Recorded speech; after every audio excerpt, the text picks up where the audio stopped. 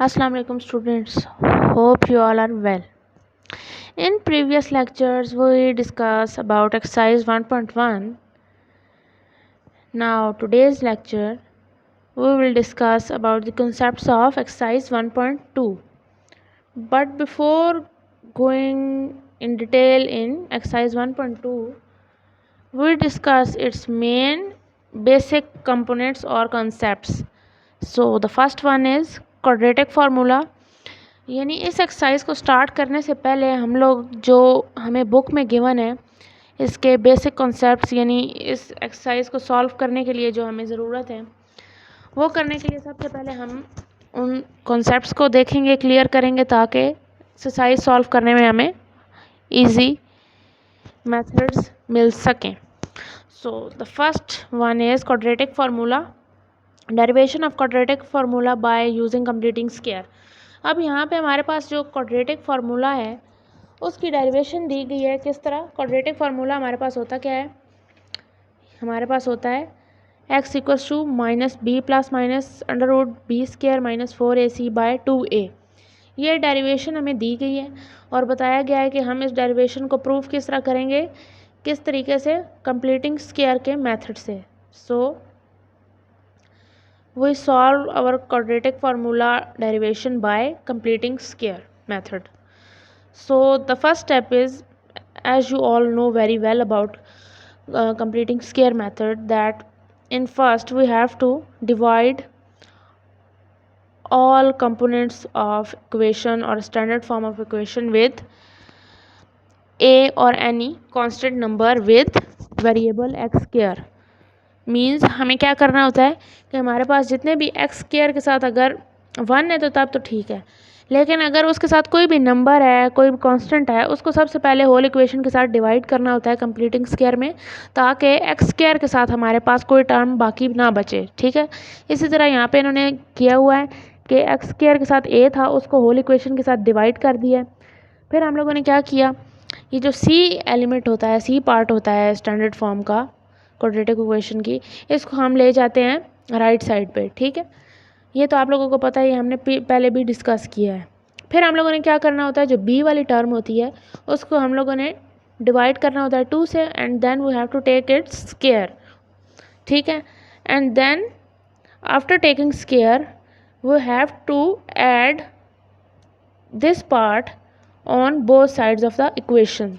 यानी जब हम b वाला पार्ट है उसको जब डिवाइड करेंगे 2 के साथ और उसका स्क्वायर लेंगे, उसको इक्वेशन के दोनों साइड्स पे हम लोगों ने प्लस करना होता है.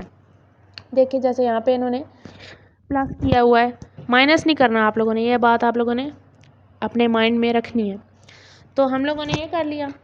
फिर आगे इसको फर्दर सॉल्व करेंगे. वही इक्वेशन की फॉर्म यहाँ हमारे पास बन गई है जैसे हमने क्वेश्चन में भी सॉल्व किया था, a प्लस बी स्क्वायर वाली. ये देखें, इसको जब हम a प्लस बी स्क्वायर की फॉर्म में लिखेंगे, ये कॉम्पैक्ट फॉर्म में हम लोगों ने इसको लिख दिया. इस फार्मूले को जब आप लोग ओपन करेंगे तो आपके पास ये रिज़ल्ट आगे आ जाएगा. तो हमने इसे कॉम्पैक्ट फॉर्म में लिख दिया. ठीक है. यहाँ पे हम लोगों ने एलसीएम ले लिया है. मैंने पिछले क्वेश्चंस में आप लोगों को बिल्कुल डिटेल के साथ एलसीएम लेने का तरीका भी बताया था, तो इसमें आप लोगों को कोई डिफ़िकल्टी नहीं होनी चाहिए. वो तरीका क्या था, यहाँ पे मैं अगेन आप लोगों को बता देती हूँ कि हमारे पास ये बड़ा नंबर है 4a स्क्वायर. अब दोनों साइड्स पे हमने देखना है कि हम a को किस नंबर से मल्टीप्लाई करेंगे तो हमारे पास 4a स्क्वायर आए. तो हम करेंगे इसको 4a से, तब हमारे पास 4a स्क्वायर आएगा. तो 4a को हमने इसके जो न्यूमरेटर है उससे भी मल्टीप्लाई कर देना है, और इस साइड पे हम लोगों ने देखना है कि 4a स्क्वायर को किससे मल्टीप्लाई करें तो हमारे पास 4a स्क्वायर ही आए. तो वो नंबर है हमारे पास 1. तो हमने दोनों साइड्स पे न्यूमरेटर और डिनोमिनेटर में हम लोगों ने इसको 1 से मल्टीप्लाई कर देना है.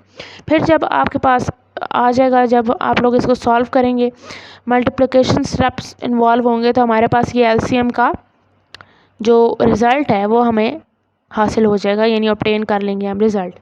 फिर कंप्लीटिंग स्क्वायर का नेक्स्ट स्टेप होता है, जब इस तरह कॉम्पैक्ट फॉर्म में a प्लस बी स्क्वायर की फॉर्म में रिज़ल्ट आ जाए, एलसीएम भी हो जाए, सारा कुछ हो जाए, सिंप्लीफिकेशन हो जाए, फिर हम लोगों ने क्या करना होता है, we have to take square root on both sides. हम लोगों ने क्या करना होता है, स्क्वायर रूट लेना होता है बोथ साइड्स पे, ताकि कैंसिलेशन हो सके हमारे पास.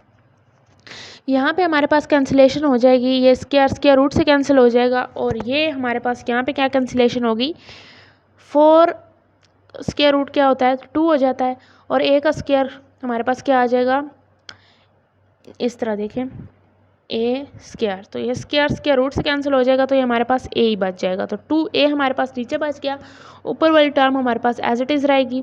आपको मैंने पहले भी बताया था जब हम स्क्वायर रूट लेते हैं किसी भी टर्म का तो हमारे पास उसके 2 रूट्स आते हैं, we get 2 roots, 1 in plus and 1 in minus form.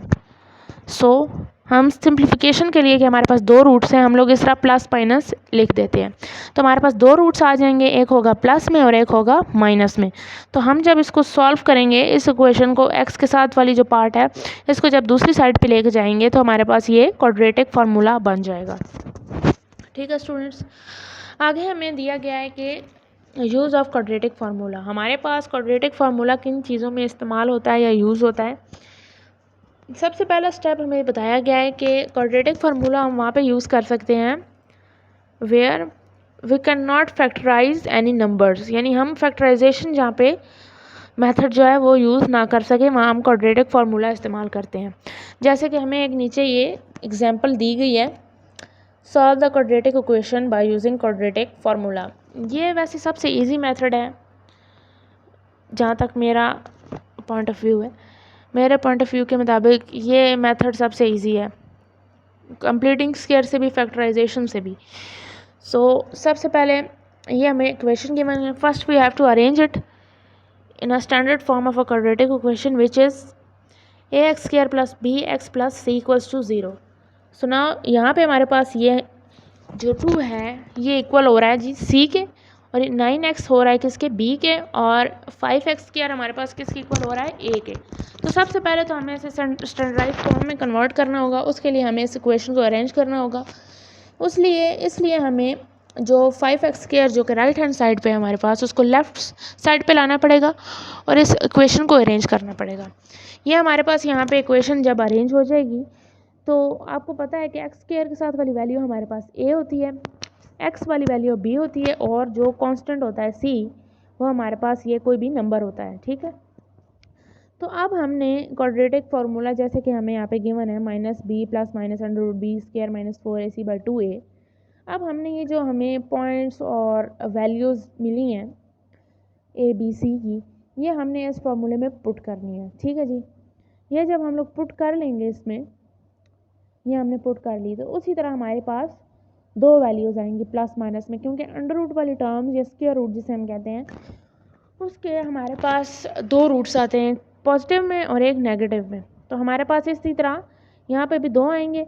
तो पहले तो हम करेंगे 9 + 11, फिर हम करेंगे 9 - 11, उसको फर्दर सॉल्व करेंगे, हमारे पास आ जाएगा 11 + 9 = 20, 20/10, 20 को 10 से जब हम लोग डिवाइड करेंगे तो आ जाएगा 2, और ये आ जाएगा हमारे पास -2/10। तो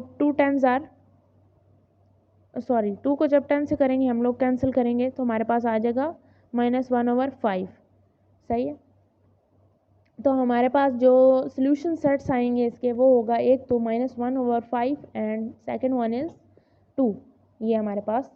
और ये आप लोगों ने याद रखना है, कई स्टूडेंट्स इसमें जो है भूल भी जाते हैं कि ये सॉल्व करने के बाद इसे सॉल्यूशन सेट में नहीं लिखते।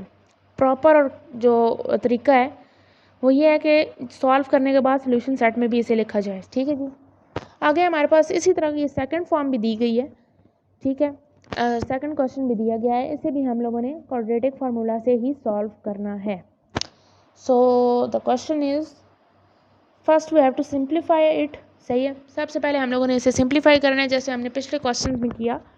जो न्यूमरेटर और डिनोमिनेटर के टाइप के क्वेश्चंस होते थे, उनके जो डिनोमिनेटर वैल्यूज़ होती थी उनको हम लोगों ने इकट्ठा करके होल इक्वेशन के साथ क्या करना होता था, multiply. We have to multiply whole equation with the denominator values.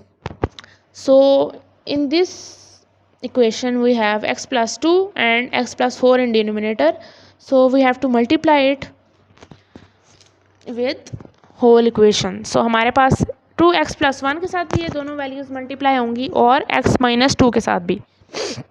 तो जब ये मल्टीप्लाई होगी तो हमारे पास इस साइड पे क्या बच जाएगा, इस साइड पे हमारे पास बच जाएगा x+4 और 2x+1, और माइनस के आगे जो वैल्यूज़ हैं हमारे पास क्या बच जाएगा, एक बच जाएगा x+2 और एक बच जाएगा s-1, क्योंकि x+4 जब मल्टीप्लाई होगा x+4 के साथ वो तो कैंसिल हो जाएगा।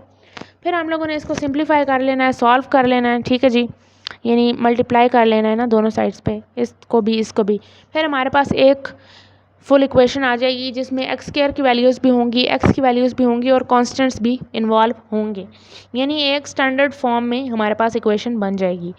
तो 2x² माइनस एक्स स्क्वायर ये हमारे पास हो जाएगा एक्स स्क्वायर, 9x, तो 9x ही है क्योंकि हमारे पास x की और वैल्यू नहीं है बल्कि ये 8x प्लस x है, तो ये हमारे पास 9x हो जाएगा। सही है जी। आगे हमारे पास +4 और +4, तो ये 8 हो जाएगा। अब हमारे पास ये एक सही स्टैंडर्डाइज फॉर्म में एक इक्वेशन आ चुकी है जिसमें a की वैल्यू 1 है, b की हमारे पास 9 है और c की हमारे पास 8 है। अच्छा, एक और बात मैं आप लोगों को बता दूं यहाँ पे कि जिस तरह कंप्लीटिंग स्क्वायर में हमें ये एक क्या उसे कहते हैं, एक रिस्ट्रिक्शन थी या जैसे आप लोगों को कहा गया था, ऑर्डर दिया गया था एक किस्म का कि कंप्लीटिंग स्क्वायर में एक्स स्क्वायर के साथ जो कोई भी वैल्यू नहीं होनी चाहिए, ठीक है, अगर होगी तो आपने होल इक्वेशन से मल्टीप्लाई करना है उसे। लेकिन क्वाड्रेटिक इक्वेशन में इस तरह की कोई बात नहीं है, जैसे हम लोगों ने पिछले क्वेश्चन में देखा, यहाँ पे ये देखें 5x है ना, तो यहाँ पे ऐसी कोई रिस्ट्रिक्शन क्वाड्रेटिक फार्मूला में नहीं है कि आप लोगों ने सबसे पहले एक्स स्क्वायर के साथ वाली वैल्यू को होल इक्वेशन के साथ डिवाइड करना है। तो क्वाड्रेटिक इक्वेशन में आप लोगों को ये करने की ज़रूरत नहीं है, डिवाइड नहीं करना, सिर्फ कंप्लीटिंग स्क्वायर में ही करना होता है। तो हमारे पास ये वैल्यू आ गई। अब ये जो 3 वैल्यूज़ हैं ABC की आपने इस फार्मूला में पुट करनी है, तो आप लोगों के पास ये 2 रूट्स आ जाएंगे। सबसे पहले तो अंडर रूट वाले, उसको आप लोगों ने जो -b वैल्यू है उसके साथ प्लस माइनस करना है, तो 2 वैल्यूज़ आ जाएंगे, एक प्लस में और एक नेगेटिव में। सोल्यूशन सेट आएगा उसको आप लोगों ने इस फॉर्म में लिखना है। सो आई होप आप लोगों को ये जो बेसिक कॉन्सेप्ट है क्वाड्रेटिक फार्मूला का वो समझ आ गया होगा। अगर आपको वीडियो अच्छी लगी है तो प्लीज़ लाइक कीजिए, चैनल को सब्सक्राइब करें और अपने फ्रेंड्स और फैमिली के साथ भी शेयर करें। थैंक यू स्टूडेंट्स, अल्लाह हाफिज़।